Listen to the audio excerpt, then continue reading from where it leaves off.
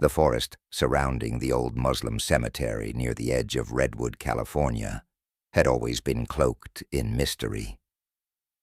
Locals warned of a supernatural entity, a jinn, that lured trespassers into the woods, making them vanish without a trace. They whispered of 3 teenagers who disappeared decades ago and were never found. I had always dismissed these tales as folklore, but curiosity has a way of leading you into places you should never go. The idea to explore the cemetery came to me during a quiet night, with nothing but my thoughts and a few online forums about paranormal hotspots. I was drawn to the story of the missing teenagers. What could have happened to them? And why had no one else been able to uncover the truth? On a cold Friday night, armed with only a flashlight and my phone, I arrived at the cemetery. Its entrance was marked by a rusted iron gate that groaned loudly as I pushed it open. Beyond the gate, the graveyard was a labyrinth of ancient headstones and weathered mausoleums, many of them overgrown with ivy. The silence was deafening, interrupted only by the occasional rustle of leaves in the wind. I made my way to the center of the cemetery, where a large marble gravestone, rumored to belong to one of the vanished teenagers, stood. As I approached, the air grew colder, and the flashlight flickered. I stopped in my tracks when I heard faint whispers. Turning in every direction, I saw nothing but darkness and rows of graves. Then, out of nowhere, a chilling voice broke the silence. "Why did you come here?" I froze. The voice didn't come from any direction. It seemed to surround me. Panic began to set in, but my curiosity pushed me to respond. "Who are you?" I asked, my voice trembling. Suddenly the ground beneath me seemed to shift. My legs felt heavy, as though invisible hands were pulling me down. I struggled to move, but the harder I tried, the heavier my body became. I looked up, and that's when I saw it. A figure standing near one of the graves. It wasn't a shadow. It was something else entirely.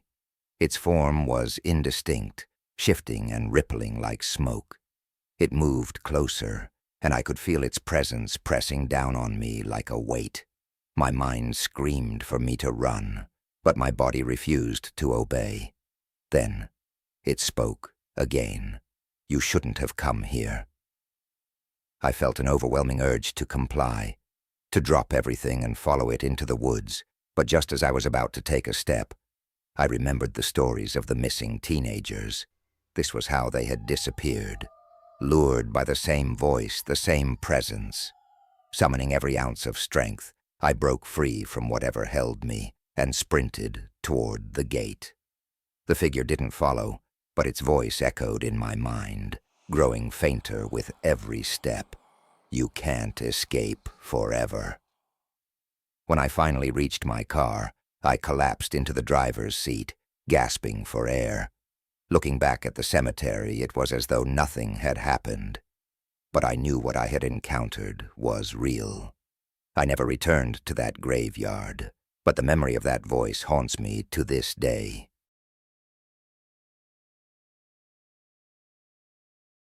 Being a paranormal investigator, I had seen my fair share of eerie locations. But the abandoned Muslim graveyard in the outskirts of Salem, Massachusetts, was unlike any place I'd visited before.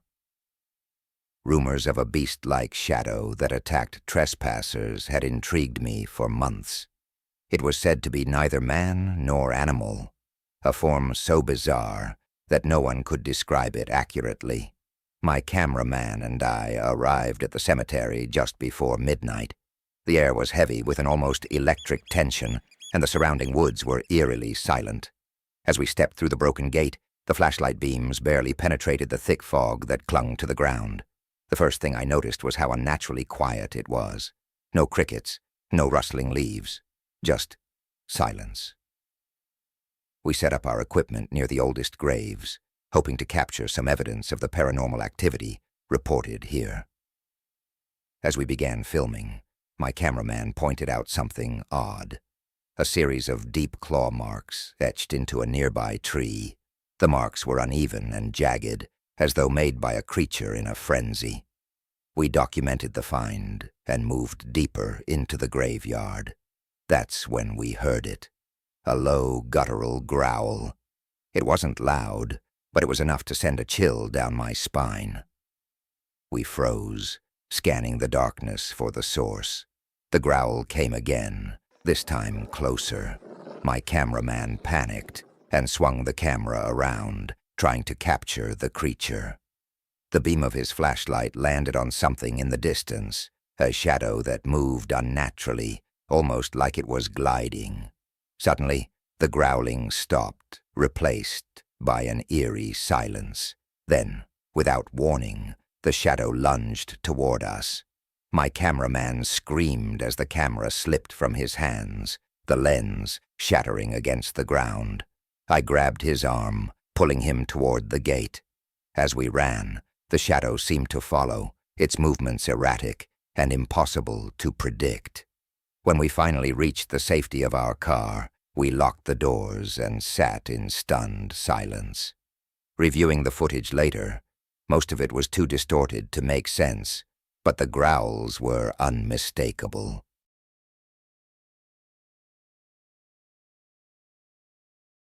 The cemetery in the outskirts of Fairhaven, Connecticut, had always held an eerie allure.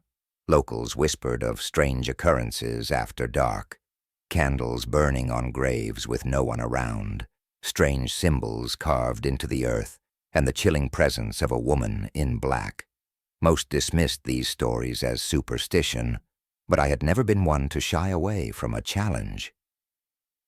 I arrived just after dusk. The graveyard stretched across several acres, flanked by dense woods on one side and an abandoned chapel on the other. The air was heavy, almost suffocating, as if the place itself didn't want me there. I'd come to visit my uncle's grave, but part of me was drawn by the rumors of the witch. As I navigated through the rows of headstones, the flickering beam of my flashlight revealed weathered markers, some dating back to the 1800s.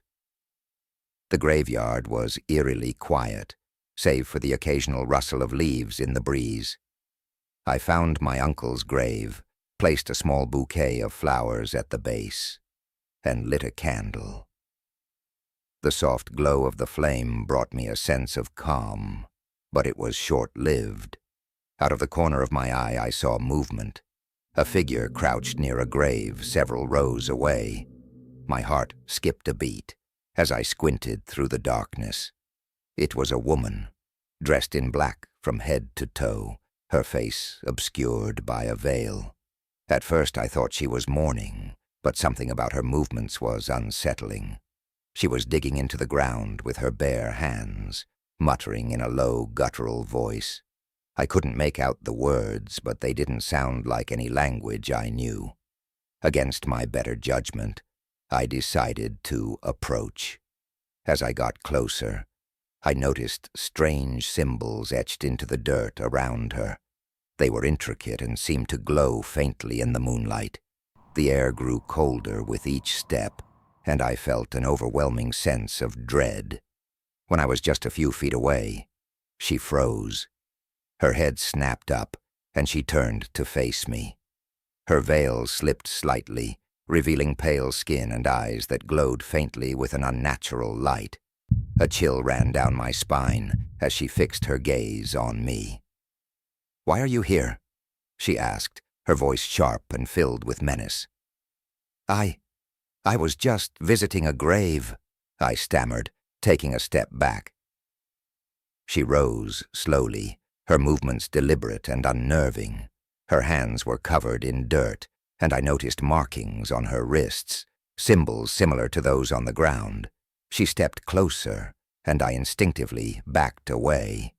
"You shouldn't have come," she said, her voice echoing unnaturally. Suddenly the ground beneath me seemed to shift. I stumbled and nearly fell as an invisible force tugged at my legs. The woman's lips moved rapidly, and her voice grew louder, though I still couldn't understand the words. The symbols on the ground began to glow brighter, casting an eerie light that illuminated her twisted smile. Panic set in as I realized I was no longer in control. My feet felt rooted to the ground, and the air around me was thick, making it hard to breathe. I tried to scream, but no sound came out. The woman reached out a hand, her fingers contorted like claws. "You belong here now," she said. With every ounce of strength, I forced my legs to move.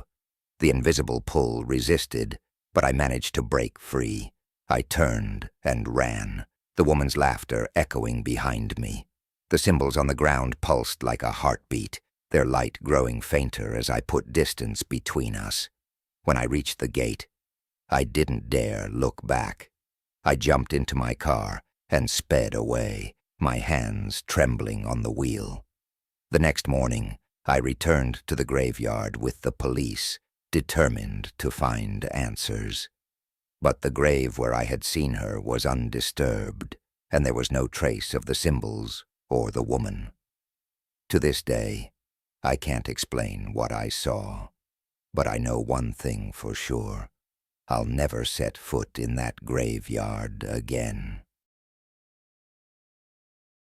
5 years had passed since my sister's tragic death. I still visited her grave every year on the anniversary of her passing, but this year was different. Something about the day felt heavier, darker, as though an unseen force was pressing down on me. I ignored the feeling and drove to the cemetery just outside Asheville, North Carolina. It was late evening when I arrived, the sun dipping below the horizon and casting long shadows over the rows of graves. I parked near the entrance and walked the familiar path to her headstone. The air was cold, unusually so for this time of year, and carried an unsettling stillness. As I approached her grave, memories flooded my mind, her laughter, her warmth, the way she always knew how to make me smile. I knelt by her headstone, placing a bouquet of her favorite flowers and lighting a small candle. The flame flickered weakly in the breeze, struggling to stay alive. I whispered a prayer, my voice barely audible in the silence. As I spoke, I thought I heard something, a faint rustling sound behind me. I turned, but there was nothing there, just the rows of graves and the darkened trees beyond. Trying to shake off the unease, I turned back to the headstone. That's when I heard it. A voice, soft and trembling. "Why did you leave me?" I froze. The voice was unmistakable. It was my sister's. My heart raced as I turned around again, my eyes scanning the darkness. Then I saw her. She stood several feet away, her figure illuminated by the faint glow of the candle. She looked exactly as she had in life, but something was off.